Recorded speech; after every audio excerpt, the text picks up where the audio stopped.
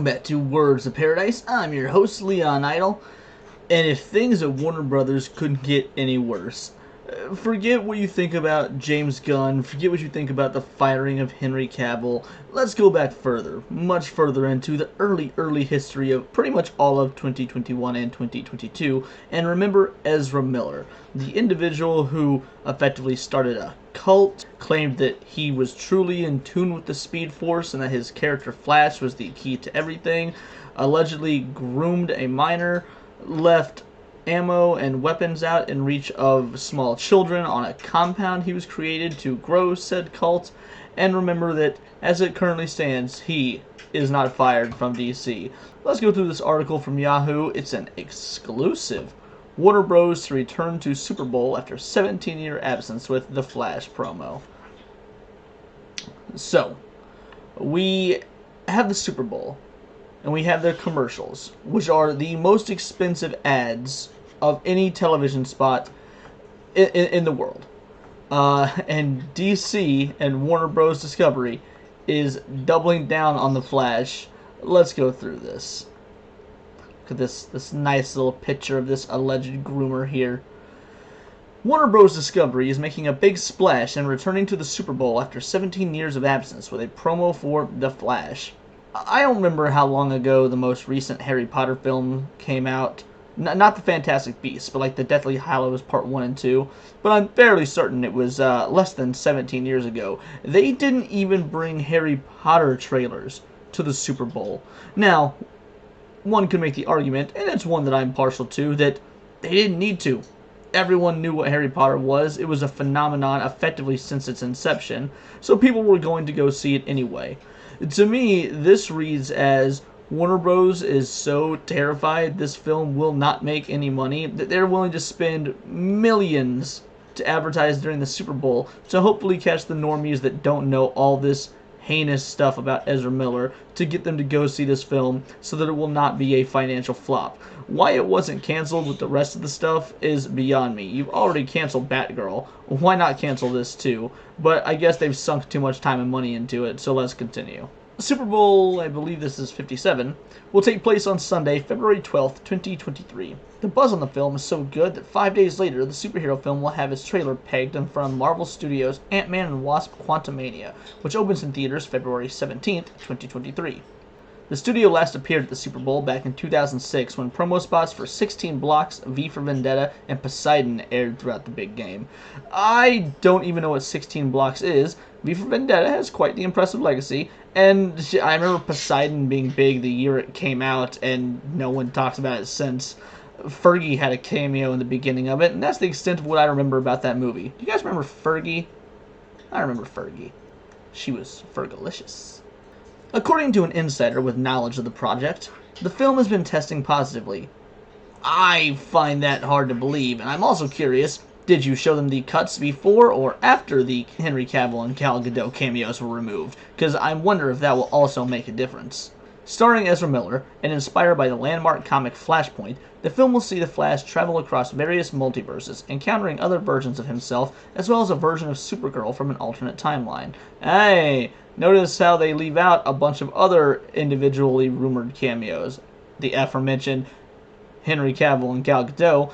I also think it's odd that they're not talking about Michael Keaton as Batman, but instead they call out Supergirl. Like anyone cares about that. You have the original Batman actor from the films coming to reprise his role, and you talk about Supergirl, who hasn't had a movie since, the Christopher Reeve timeline movies back in the 70s?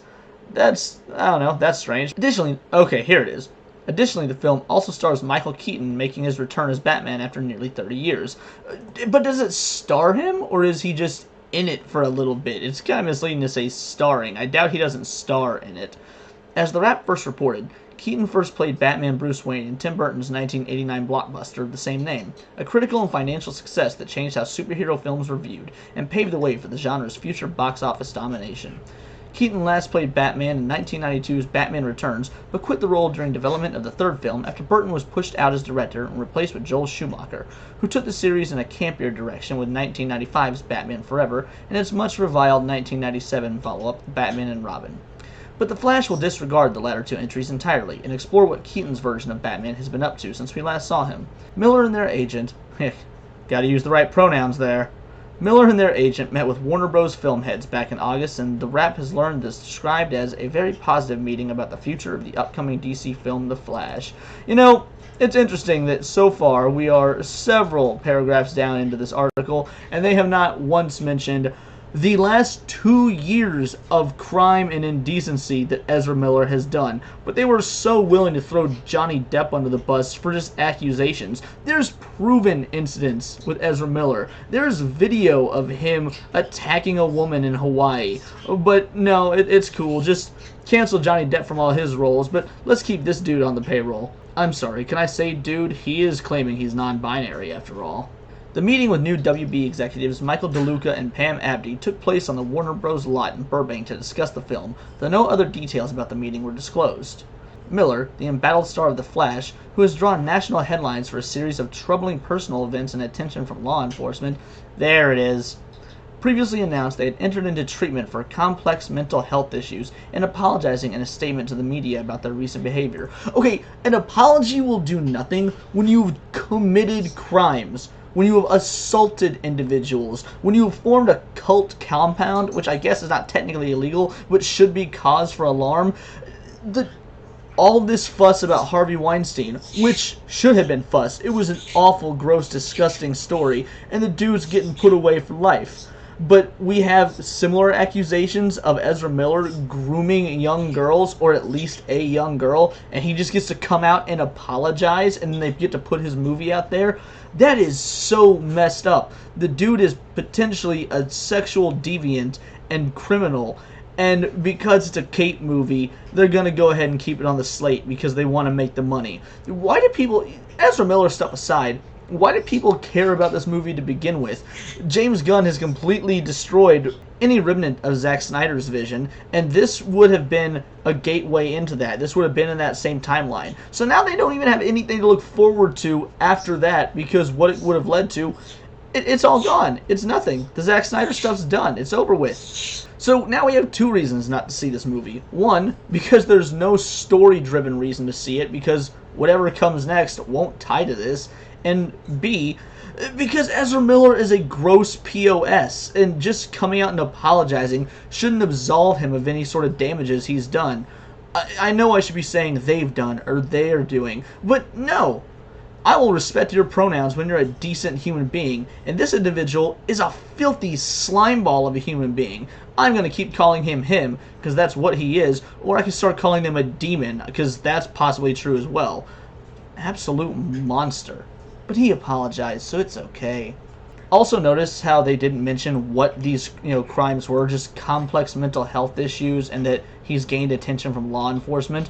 Are you too afraid to say that he was grooming, or that he had a compound with weapons in reach of children, or the multiple allegations, in some instances verified abuse? You don't want to talk about the details of this, because since it's an exclusive article, I'm sure you got paid the big bucks for this to be a fluff piece, and for you to really prop this up so that more people are interested to go see this garbage film. The Flash also recently made headlines as the cameo of Henry Cavill's Superman was recently removed from the ending of the film, as Cavill will no longer play the Man of Steel. The Flash will open in theaters June 16th, 2023. Good.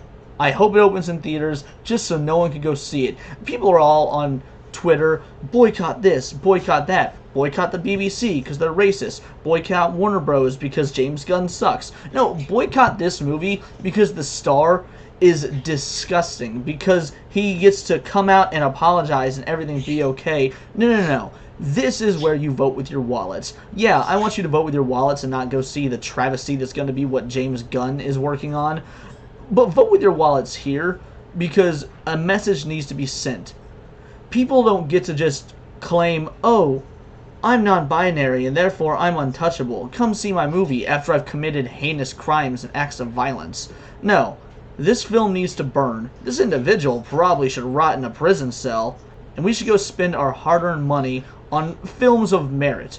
What sort of films of merit? I don't know, because honestly Hollywood has been a black hole the last 2 years, and will seemingly continue to be such in 2023.